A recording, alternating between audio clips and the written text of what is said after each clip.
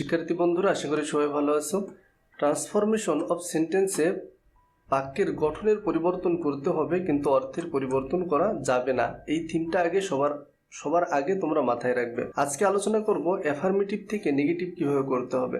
তার মানে অ্যাফার্মেটিভ এক ধরনের বাক্য যেটা হ্যাঁ বোধক অর্থ দেয়, এবং নেগেটিভ এক ধরনের বাক্য যেটা না বোধক অর্থ দেয়। তাহলে তোমাদের কি করতে হবে? হ্যাঁ বোধক বাক্যকে না বোধক বাক্যে রূপান্তর করতে হবে, কিন্তু অর্থের পরিবর্তন করা যাবে না। তাহলে এটা কিভাবে করা যায়?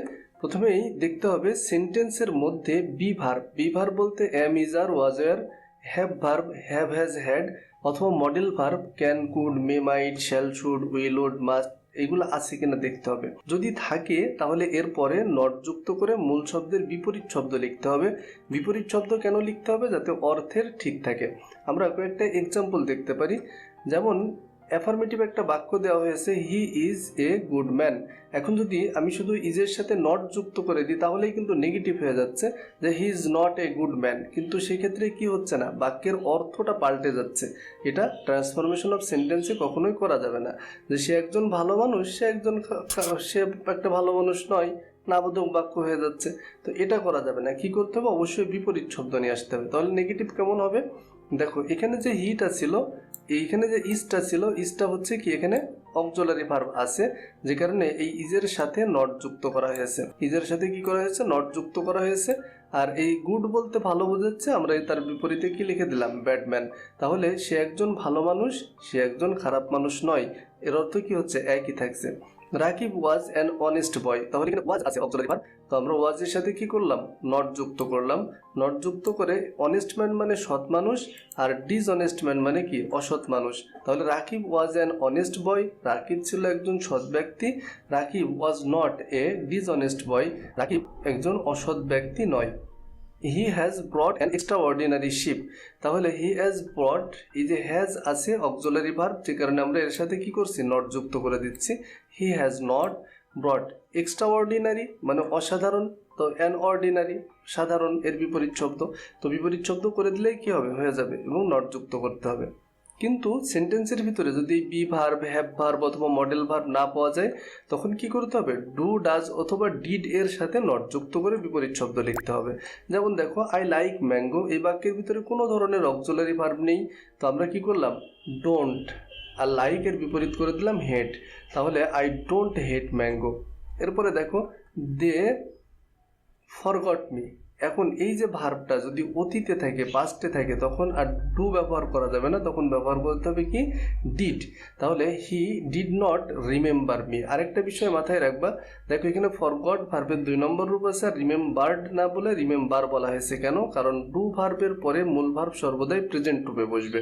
তাহলে they did not remember me. আমরা আগের মতোই এখানে অক্সিলারি ভার্ব না থাকার কারণে ডু ভার্বের সাথে নট যুক্ত করেছি, এবং ফরগেট এর বিপরীত শব্দ নিয়ে আসছি। She loves me very much. তাহলে এই জায়গাটায় কি হচ্ছে? দেখো, শি ডাজ নট কেন আসলো? কারণ এই ভার্বের সাথে যদি কখনো এস যুক্ত থাকে তাহলে ডাজ নিয়ে আসতে হবে। অর্থাৎ সাধারণ ক্ষেত্রে ডু, পাস্টে থাকলে ডিড, আর ভার্বের সাথে এস যুক্ত থাকলে ডাজ। এই 3টা ভার্বের ব্যবহার। অলওয়েজ যুক্ত অ্যাফার্মেটিভ সেন্টেন্সকে নেগেটিভ করতে হলে অলওয়েজের পরিবর্তে নেভার বসে। মানে অলওয়েজ মানে সবসময়, আর নেভার মানে কি? কখনোই না, এর বিপরীত শব্দ। তবে এই ক্ষেত্রেও অ্যাফার্মেটিভ শব্দটির নেগেটিভ রূপ বসাতে হয়। আমরা একটি উদাহরণ দেখি। যেমন অ্যাফার্মেটিভে হি ওয়াজ অলওয়েজ পাংচুয়াল, সে ছিল সবসময়ই সময়নিষ্ঠ। তাহলে এখানে অলওয়েজ থাকার কারণে আমরা তার পরিবর্তে কি লিখছি? নেভার। এবার আর নট যুক্ত করা হয়নি। আর পাংচুয়াল মানে যেহেতু সময়নিষ্ঠ, আর এটা হচ্ছে কি? লেট, অর্থাৎ সে দেরি করে। দেখো, হি ওয়াজ অলওয়েজ পাংচুয়াল, সে ছিল সবসময়ই সময়নিষ্ঠ। হি ওয়াজ নেভার লেট, সে কখনোই দেরি করেনি।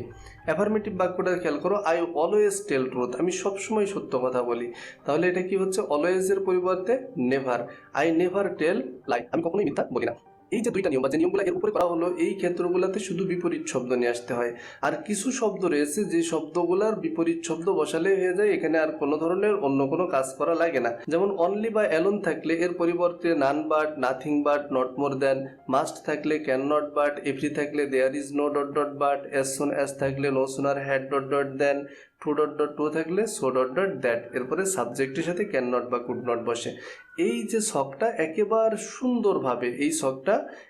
সুন্দরভাবে মুখস্থ করে রাখো। এটা অনেক সহজ।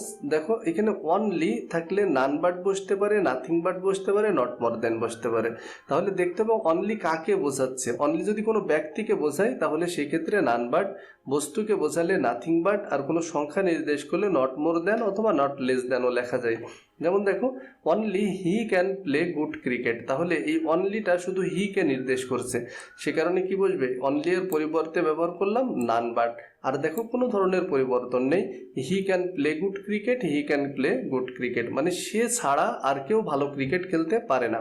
এরপর দেখো only the science students can apply for the post, তাহলে এই যে অনলিটা কাকে বোঝানো হয়েছে, সায়েন্সের স্টুডেন্টদেরকে। তাহলে এটাও আমরা দেখি only they can do the work, শুধু তারাই কাজটি করতে পারে।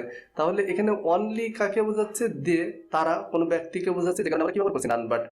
ইজ নট মোর দ্যান 4, সে, তার বয়স 4 বছরের বেশি না। দে হ্যাভ অনলি 2 কার্স, তার মাত্র 2টি গাড়ি আছে। They have not more than 2 cars, তার 2টার বেশি গাড়ি নেই। অনলি যেহেতু 2টা গাড়িকে বোঝাচ্ছে।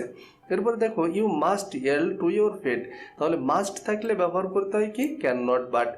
তাহলে আমরা কি বলতে পারি, you can not but yield to your